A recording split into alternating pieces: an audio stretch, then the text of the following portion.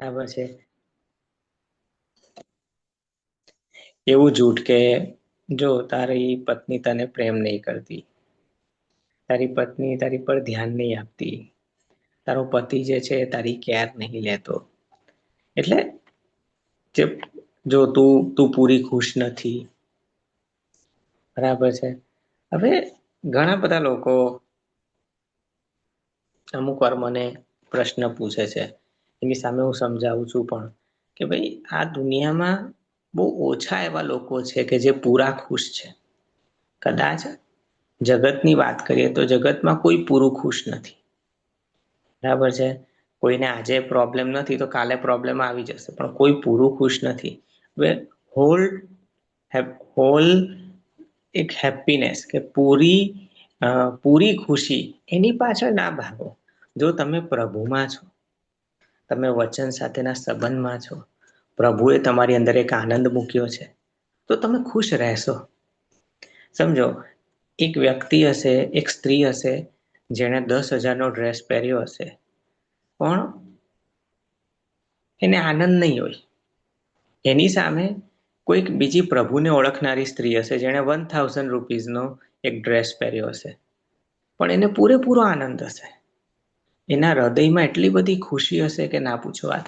અને 1,000 રૂપિયાનો ડ્રેસ જેણે પહેરેલો છે, એ જઈને 10,000 રૂપિયા વાળી જે સ્ત્રી છે, જેણે 10,000નો ડ્રેસ પહેરેલો છે, એની તારીફ પણ કરશે અને એને કોઈ ઈર્ષા પણ નહીં થાય. ખ્યાલ આવે છે? એને કોઈ ઈર્ષા પણ નહીં થાય કે યાર મેં 1,000નો પહેર્યો અને પેલીએ 10,000નો પહેર્યો. એવી એને ઈર્ષા પણ નહીં થાય. કેમ? કારણ કે ભાઈ એનામાં પ્રભુનો આનંદ છે. શું પ્રભુના આનંદને લઈને તમારું હૃદય જે છે એ પેલી ખુશીથી ભરાઈ જાય છે. તો મુદ્દો શું છે કે ભાઈ તે જુઠ્ઠો છે. ને મારો પોઈન્ટ એ હતો કે શૈતાન ઘણી બધી વખત માણસોના મનમાં અલગ અલગ પ્રકારના જૂઠથી એક પ્રકારનું વાદળ બનાવે છે. ઘણા બધા લોકો જે હોય એમના દિમાગમાં એવું થઈ જાય, મને તો સેવા કરવા જ ના મળી. અરે જો મન તો તક જ નહીં આપતા. અરે જો પેલાને 2 વાર ચાન્સ આપ્યો, મને ચાન્સ નહીં આપતા. બોલ, પેલા એ આવું ના કરવું જોઈએ, આમ કેમ કર્યું? એક પ્રકારનો અસંતોષ. બરાબર છે. અને એ લોકોના મનમાં ધીરે ધીરે ધીરે ધીરે એક પ્રકારનું આખું જૂઠ ઊભું થઈ જાય છે, કે જેને વાસ્તવિકતા સાથે કોઈ સંબંધ નથી હોતો. જેને વાસ્તવિકતાની સાથે કોઈ જ સંબંધ નથી હોતો. તો શૈતાન જે છે એને હવાને પેલું એક જૂઠમાં કન્વિન્સ કરી દીધી કે આ ફળ ખાધા વગર તું અધૂરી છે. શૈતાને શું કર્યું? હવાને કન્વિન્સ કરી કે આ ફળ ખાધા વગર તું એકદમ અધૂરી જ છે. અને જ્યાં સુધી તું ફળ નહીં ખાય ત્યાં સુધી તું પૂરી નહીં થાય, તારો આનંદ અટકેલો રહેશે, તું અસંતોષમાં રહેશે. ઓકે, સો જે પોઈન્ટ આપણને સમજાય છે એ છે કે શૈતાન જુઠ્ઠો છે અને જૂઠનો પણ તે બાપ છે. અને માટે જો તમે બચવા માંગો છો આ જૂઠાણાથી, તો સમજો તમારે વચનને વળગી રહેવું બહુ જરૂરી છે. તમારે વચનને સમજવું જરૂરી છે અને પૂરેપૂરું સમજવું જરૂરી છે. જુઓ, શૈતાન તો એવો છે કે ઈસુ પાસે જઈને પણ એને પોતાના જૂઠથી કન્વિન્સ કરવા ગયો. એ પરીક્ષણ કરતા એમ કહ્યું કે ભાઈ તું પોતાને અહીંથી આ પથ્થર પર પાડી નાખ. તું અહીંથી ભૂસકો માર, જાણે કે આ પથ્થર પર પડી જા, અને દેવના દૂતો તને સાચવી લેશે. કારણ કે તારા વિશે એવું લખેલું છે કે ભાઈ દેવના દૂતો તને પકડી લેશે, સાચવી લેશે. ત્યારે ઈસુ જવાબ આપે છે, એમ પણ લખેલું છે કે તું તારા દેવનું પરીક્ષણ ન કર. એમ પણ, મહત્વનો શબ્દ છે પણ. ઈસુ આખું સત્ય જાણતા હતા, માટે એ જૂઠની સામે લડી શક્યા. બાઇબલ કહે છે તમે સત્યને જાણશો અને સત્ય તમને મુક્ત કરશે. ઓકે, સો શૈતાનનું એક કામ જ છે તમને ભરમાવવું, તમને છેતરવું અને તમને એક એક નવા પેકેટમાં જૂનો માલ વેચવો, એક નવા પેકેટમાં જૂનો એક માલ જે છે એ વેચવું. અને એનું એક જ કામ છે કે બસ જૂઠથી બધું ચલાવ્યા કરો, જૂઠથી બધાને કન્વિન્સ કરવા. બરાબર છે. સો બીજો પોઈન્ટ હું અહીંયા પૂરો કરું છું શૈતાન વિશે, કે ભાઈ શૈતાન કોણ છે? તો ભાઈ શૈતાન જુઠ્ઠો છે. કે ત્રીજો પોઈન્ટ જે હું સમજાવવા માંગુ છું, તે ચોર છે. શૈતાન જે છે એક થીફ છે, ચોર છે. ચોરી યોહાન 10:1-10, યોહાન 10:1-10, ચોરી કરવા, મારી નાખવા તથા નાશ કરવા સિવાય બીજા કોઈ મતલબથી ચોર આવતો નથી. બરાબર છે. આપણે એ સમજવાની જરૂર છે કે શૈતાન પોતાનું અસલી રૂપ તમને બતાવતો નથી. એ તમારી પાસે એક પ્રકારના સારા રૂપમાં ને તમે એને સ્વીકારો એ સ્વરૂપમાં આવવાનું પસંદ કરે છે. બરાબર છે. જે શૈતાન છે એ ક્યારેય પેલું બારણામાંથી નથી આવતો, એ પાછલા બારણા અથવા બારીમાંથી આમ તેમ કરીને ઘૂસે છે. બરાબર છે. અને જ્યારે તમે બેદરકાર હોવ છો ત્યારે તમારી પર અટેક કરે છે. કે અને એને એક બાબત શું છે કે ભાઈ તમારી પાસે જે મૂલ્યવાન બાબતો છે એને ચોરવામાં એને રસ છે. તમારી શાંતિ, પ્રેમ, આનંદ, વિશ્વાસ, માયાળુપણું, તમારા નાણાં, તમારા સંબંધો, તમારામાં રહેલી સારી ગિફ્ટિંગ, કૃપાદાનો, અભિષેક, બરાબર છે. તમારી વસ્તુઓને નુકસાન કરવું, આ બધામાં એનો એક રસ જાગેલો છે. કેમ? કારણ કે એની બેઝિક પર્સનાલિટી જે છે એ ચોરની છે. બરાબર છે. તમે જુઓ કે ભાઈ ઉત્પત્તિ 3:1 વાંચશો તો ત્યાં તમને ખબર પડશે કે ભાઈ તે એકદમ ધૂર્ત હતો. બરાબર છે. એકદમ પ્રકારનો લુચ્ચો હતો. અને માટે જો તમે સાચવતા નથી પોતાની જાતને તો આસાનીથી અમુક બાબતો એ ચોરી કરી શકે છે. ખબર છે. અને માટે તમારે ને મારે એક બાબત સમજવાની જરૂર છે કે તમારી પાસે જે બાળકો છે, તમારી પાસે જે સંબંધો છે, તમારી પાસે જે પ્રભુના વચનોનો પ્રકાશ છે, બરાબર છે, આ બધી બાબતોનું ખાસ તમે રક્ષણ કરો.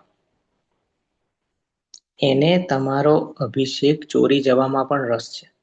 તમે અન્ય ભાષામાં બોલશો, તમે ઉપવાસ કરશો, પછી તમે અન્ય ભાષામાં બોલશો, તમે પ્રાર્થના કરશો, તમે બાઇબલ વાંચશો અને 1, 2, 3 દિવસ પછી તમે ઉઠશો અને તમને ગુસ્સો અપાવડાવશે, તમે કઈ આમ તેમ બોલી જશો, તમને મોબાઈલ પર કંઈક એવા ચિત્રો બતાવી દેશે કે જેથી કરીને તમે વધારે જોવા લલચાઈ જાઓ અને શું થશે? તમારો અભિષેક જે હશે ને એને એ કરપ્ટ કરી નાખશે. તમારા અભિષેકને એ કેવો ગંદુ કરી નાખશે.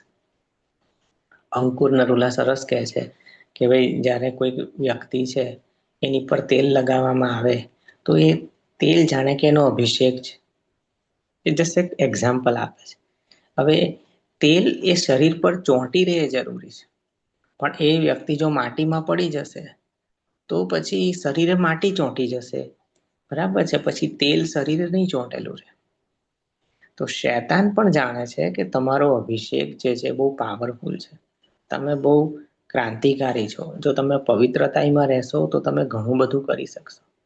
અને એને કારણે એ શું કરે છે કે ભાઈ એ જ્યારે તમે ઉપવાસ કરો છો, પ્રાર્થના કરો છો, પ્રભુ પાસે જાઓ છો, સમય વિતાવો છો, વચન પર મનન કરો છો, ત્યારબાદ જ્યારે તમે નીકળો છો, રિલેક્સ થાવ છો, ત્યારે એ તમારા માટે પાપ તૈયાર રાખે છે. અને જ્યારે તમે પાપ કરો છો તો તમારો અભિષેક જે હમણાં સારો, તાજો અને અસરકારક થયો છે એ જે છે એ બગડવા માંડે છે, બગડી જાય છે. એટલો બધો અસરકારક રહેતો નથી. તમે ત્યાં એવું પરાક્રમ લઈને નીકળ્યા છો કે ભાઈ એક કેન્સર વાળા દર્દી માટે તમે પ્રાર્થના કરાવો, કેન્સર વાળો સાજો થઈ જાય હમણાં જ, રાઈટ નાઉ. પણ એની સામે શું પણ એની સામે તમે જોશો, કદાચ એક માંદા વ્યક્તિને જ તમે સાજો કરી શકો એટલો જ તમારો વિશ્વાસ રહેશે. કેમ? કારણ કે જે પાપ એને તમારી પાસે કરાવડાવ્યું એને કારણે તમારો અભિષેક ખરડાઈ ગયો, તમારો અભિષેક બગડી ગયો. ફરીથી તમારે પ્રભુ પાસે જઈને એ બધી વસ્તુઓને ક્લિયર કરવી પડશે. કે સો જે પોઈન્ટ હું સમજાવવા માંગુ છું કે એ ચોર છે અને એને તમારા જીવનમાં નબળાઈઓ લાવી, અયોગ્યતાઓ લાવી, પાપ લાવવા અને તમે એમાં દબાયેલા રહો. તમે એમાં જ આ નાના નાના યુદ્ધોમાં જ પડેલા રહો. એમાં જ એને રસ છે. કે કારણ કે એ નથી ચાહતો કે ભાઈ તમે એક આર્મી લઈને એની સાથે આવો. કે ત્રીજો પોઈન્ટ છે કે શૈતાન કોણ છે? કે ભાઈ શૈતાન ચોર છે. કે ચોથો અને આજને માટે આપણે આ છેલ્લો પોઈન્ટ રાખીએ છીએ. બરાબર છે? આજના પૂરતા 4 જ પોઈન્ટ જોઈએ છે. કે ચોથો પોઈન્ટ એ છે કે તે ખૂની છે. યોહાન 8:44. યોહાન 8:44 તે પ્રથમથી મનુષ્ય ઘાતક હતો. શૈતાન કોણ છે? શૈતાન ખૂન કરનારો છે. સમજો, એક એક ખૂન થાય છે શરીરમાં થાય છે અને બીજું ખૂન થાય છે આત્મામાં થાય છે. કેવી રીતે? કે આજે જો હું કોઈ વ્યક્તિને બહુ જ ખરાબ શબ્દો બોલું કે ભાઈ તું નકામો છે, તું તો આવી છે, સાથે ગયેલી, અરે તું તો કઈક કામ ધંધો કરતો નહીં, આવા શબ્દોથી સામેવાળો વ્યક્તિ મરી શકે છે. મીન્સ કે આત્મામાં મરી જાય છે, ઉત્સાહમાં મરી જાય છે, જુસ્સામાં મરી જાય છે. કે શું શૈતાન જે છે એના સ્વભાવમાં જ છે મારવું, એના સ્વભાવમાં જ છે ખૂન કરવું. અહીંયા લખ્યું છે તે પ્રથમથી મનુષ્ય ઘાતક હતો. પ્રથમ શબ્દ મહત્વનો છે કે ભાઈ ઈશ્વરની જે મૂળ યોજના હતી એમાં મૃત્યુ નહોતું, એમાં મરણ હતું જ નહીં. પણ જે શૈતાન છે એ આ મરણને લઈને આવ્યો. શૈતાન છે કે જે મરણને લઈને આવ્યો. બરાબર છે? મોત કોણ લાવ્યું? મોત પોતે શૈતાન જ લાવ્યો. જ્યારે હવાએ ફળ ખાધું, બરાબર છે, અને જોયું, ત્યારે ભાઈ એ મરી નહીં, પણ પછી આદમ પાસે ગઈને આદમને લલચાવ્યો હશે ને પછી આદમને ખવડાવ્યું. ઓકે, તો આત્મામાં એ લોકો મરી ગયા, આત્મામાં એ લોકો મર્યા. અને તમે જુઓ કે એ જ હવાની સામે, જે હવાએ ફળ ખાધેલું, એ જ હવાની સામે એના એક દીકરા હાબેલનું ખૂન થયું. હાબેલનું ખૂન થયું.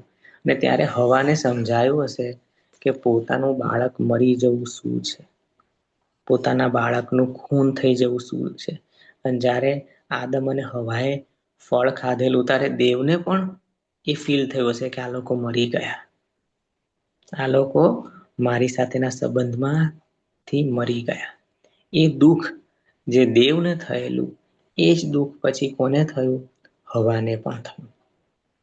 જ્યારે એ પોતે મરણ પથારીએ કદાચ પડી હશે હવા, ત્યારે એને યાદ આવતો હશે કે ભાઈ મેં પણ એક વખત જે આજે મને પીડા થઈ રહી છે એનું કારણ હું જ છું.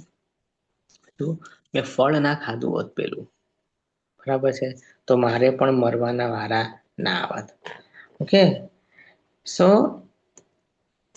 જે પોઈન્ટ હું તમને સમજાવી રહ્યો છું કે ભાઈ શૈતાન જે છે એનામાં એક ખૂન કરનારો સ્વભાવ છે, એનામાં એક મારી નાખવાની વૃત્તિ હંમેશા રહેલી છે. ખબર છે? એ કોઈને માર્યા વગર, ખૂન કર્યા વગર રહેતો નથી. અને એ માણસોના વિશ્વાસને પણ મારી નાખે છે, માણસોની આશા મારી નાખે છે, માણસોનો આનંદ મારી નાખે છે, માણસોની શાંતિને મારી નાખે છે. અમુક વાર ચોરી જ નથી જતો, મારી પણ નાખે છે.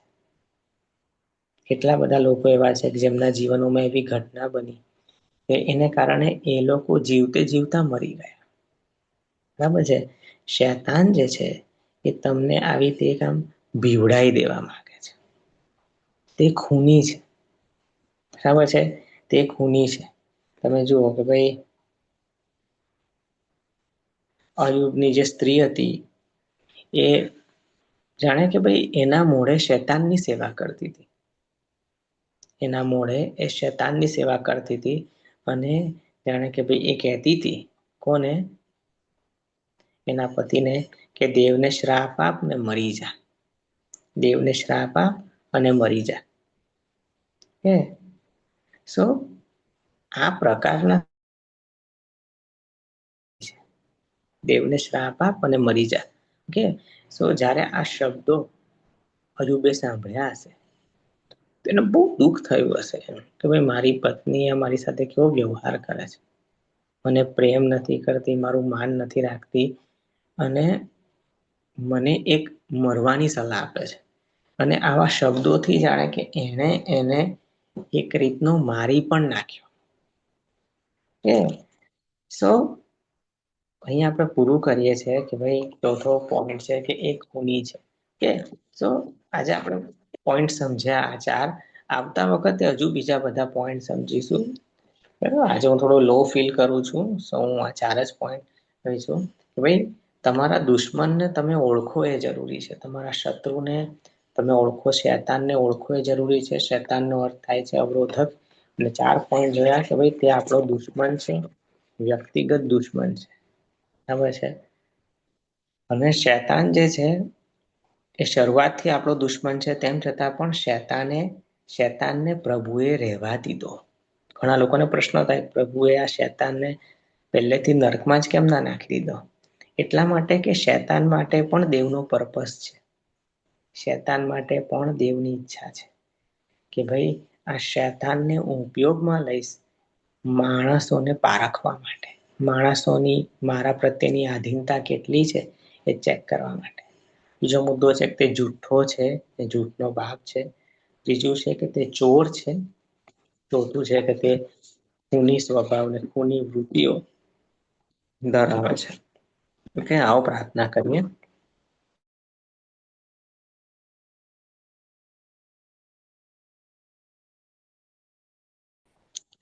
પ્રભુ, તમારી હાજરી આભાર માનીએ છીએ કે તમે શેતાન ઉપર વિજય મેળવેલો છે, પણ અમને એ વિજય મેળવવાની પવિત્રતામાં ચાલવાનો એક બ્રેક થ્રુ આપો. ખાસ એ પ્રાર્થના કરીએ છીએ કે પ્રભુ એ ઈચ્છા શક્તિ અમારી અંદર જન્મે, કે પ્રભુ જે પવિત્રતામાં તમે ફ્લો થયા એ પવિત્રતાની ઊંચાઈઓ સુધી